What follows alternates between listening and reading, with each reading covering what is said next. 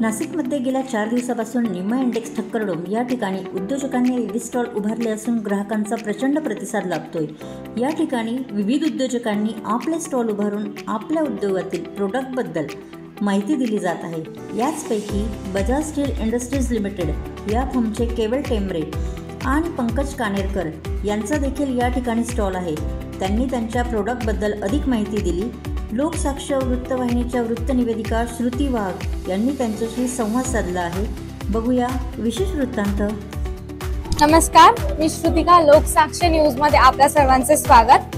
आज आपण ठक्करडोम येथे निम्मा इंडेक्स हा जो मेळावा आहे उद्योजकांचा आणि फॅक्टरीजचा, इथे अनेक स्टॉल लागलेले आहेत। फॅक्टरींचे उद्योजकही आलेले आहेत। तर आज देखील आपण बजाज स्टील इंडस्ट्रीज कंपनीचे पीईबी मॅनेजर केवल टेंबरे सर आहेत। तर आज आपण त्यांच्यासोबत संवाद साधणार आहोत। तर सर, सर्वप्रथम आपल्या या कार्यक्रमामध्ये खूप खूप स्वागत। नमस्कार। तर सर, काय सांगाल आपल्या प्रोडक्ट बद्दल? आपण बजाज स्टील इंडस्ट्रीज बद्दल काय सांगाल? एका प्रकारे काय प्रोडक्ट आहे? बजाज स्टील इंडस्ट्रीज लिमिटेड हे नागपूर बेस्ड कंपनी आहे। ओके। आणि आमचं तर एक डिव्हिजन आहे पीईबी बिल्डिंग। पीईबी बिल्डिंग म्हणजे प्री इंजिनिअरिंग बिल्डिंग। जे कंपोनेंट्स असतात हे मॅन्युफॅक्चरिंग करतो फॅक्टरीमध्ये, आणि ते कंपोनेंट्स मॅन्युफॅक्चर झाल्यानंतर हे साईटवर इरेक्शन होतं। येस, इरेक्शन म्हणजे एक complete PEB building steel building बनते। ते त्याचा यूज होतो जनरली फॅक्टरीसाठी, कोल्ड स्टोरेज बिल्डिंग्स आहेत किंवा ऍग्रिकल्चर साठी जे फूड ग्रेन्स असतात ते स्टोअर ठेवण्यासाठी बनवतो। आणि त्याच प्रकारे मल्टी स्टोरी बिल्डिंग पण बनतात। कमर्शियल बिल्डिंग्स असतात, ऑफिसेस साठी शोरूम बनतात, ऑटोमोबाईल शोरूम बनतात। तर याचा खूप ठिकाणी यूज होतो। येस। ओके। आणि पीईबी बिल्डिंग हे नाव कस्टमर साठी जास्त करून माहित नाहीये। तर पीईबी बिल्डिंग्स म्हणजे नेमकं काय? नेमकं असं गोडाऊन्स असतात की काय एका प्रकारे? हा, एका प्रकारचे गोडाऊन्स आहे। म्हणजे साध्या भाषेत बोललं तर एक गोडाऊन्स आहे स्टील बिल्डिंग। अगोदर काय करायचं, लोक कन्व्हेन्शियल बिल्डिंग मध्ये बनायचे, अँगल चॅनल मध्ये। त्यामध्ये कसं व्हायचं, अँगल चॅनल मध्ये कॉस्टिंग जास्त जायची, मटेरियलचा वेस्टेज जास्त जायचा। आता आणि काय बिल्डिंग डिझाईन होता, आज त्याला प्रोजेक्टची कॉस्ट पाहिजे तर डे 1 ला तो कॅल्क्युलेशन करू शकतो डिझाईन करून की मला कॉस्टिंग किती लागेल, मटेरियल क्वांटिटी किती लागेल। तर एका ठिकाणी ते डिझाईन होऊन त्याची कॉस्टिंग आपल्याला भेटून जाईल। हा, तर त्या क्लायंटचा एक बजेट निघून जातो की किती स्क्वेअर फीट राहील। येस।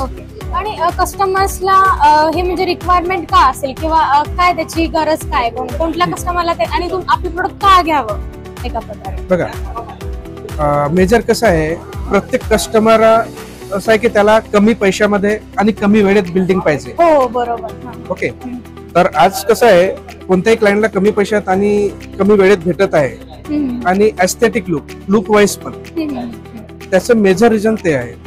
आरसीसी गोडाऊनची कॉस्ट जाते 1500 रुपये स्क्वेअर फीट, आणि पीईबी बिल्डिंगची कॉस्ट जाते साधारणतः 800 ते 900 रुपये स्क्वेअर फीट। तर 600 रुपये ओव्हरऑल प्रोजेक्ट कॉस्ट वाचतं। तर 1 वर्ष लागेल, याला 6 महिन्यामध्ये बिल्डिंग फिनिश होते। मेजर रिझन हे आहे। आणि या बिल्डिंगला आपण एका ठिकाणून दुसऱ्या ठिकाणी नेऊ शकतो, म्हणजे डिसमेंटलिंग करू शकतो। डिसमेंटल पण करू शकतो, ते ऍडव्हान्टेजेस आहे। तर आपण त्याला डिसमेंटल करून दुसऱ्या ठिकाणी पण आपण त्याला नेऊ शकतो किंवा दुसऱ्या ठिकाणी पण आपण त्याला पोस्ट करू शकतो। Exactly.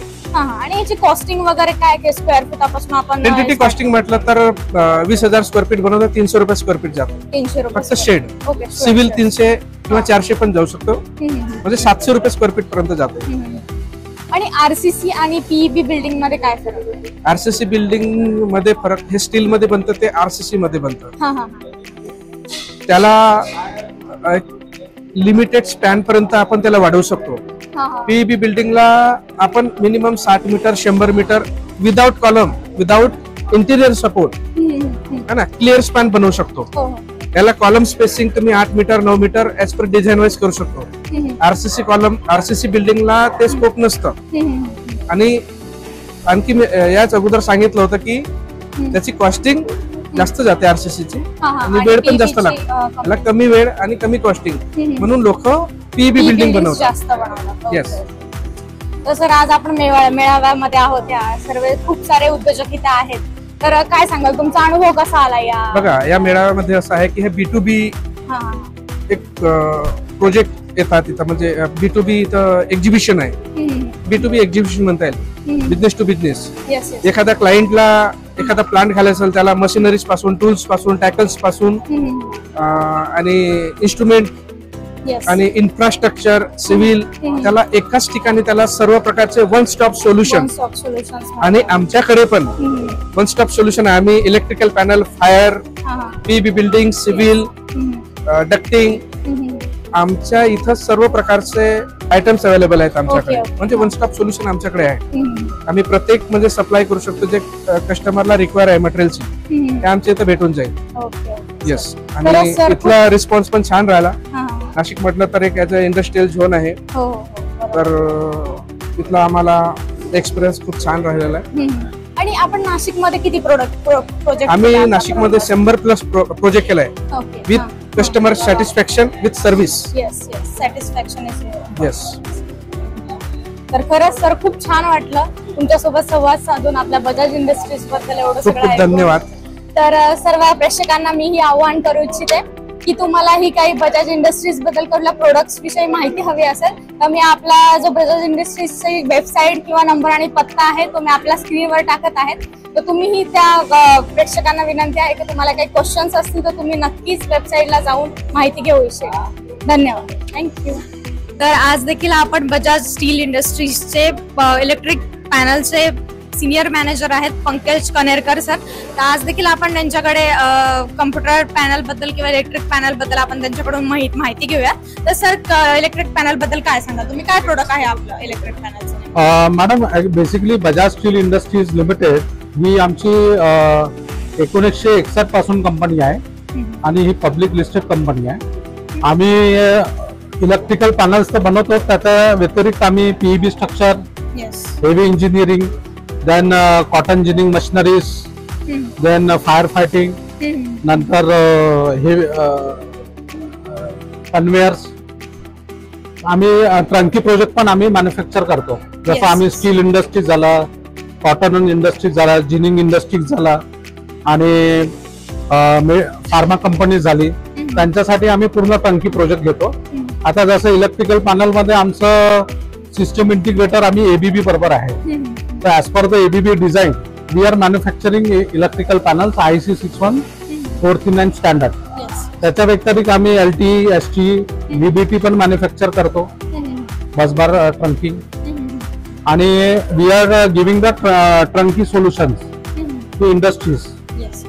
Now recently we have done the projects in Lloyd Steel Industries, Sunflag Industries, Haldiram, UltraTech Cement, Dalmia cement.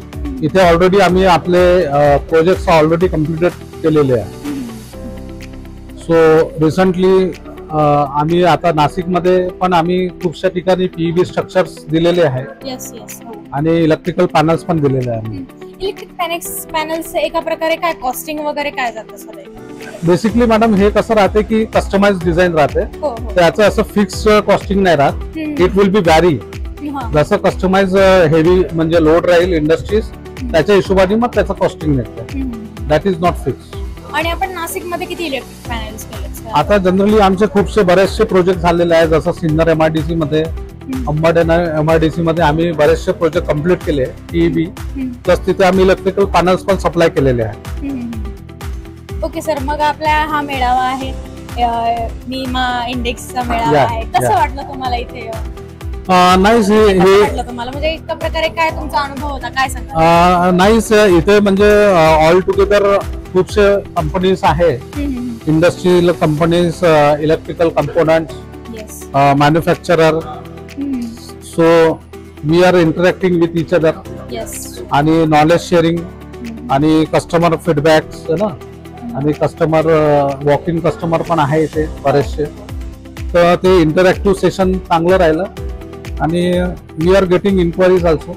आणि आपल्या मार्केटिंगचा कसा प्रतिसाद होता आपल्या Bajaj Steel Industry? Bajaj Steel मध्ये तर चांगला रिस्पॉन्स मिळाला आम्हाला या म्हणजे एक्सपोमुळे, नीमा एक्सपोमुळे.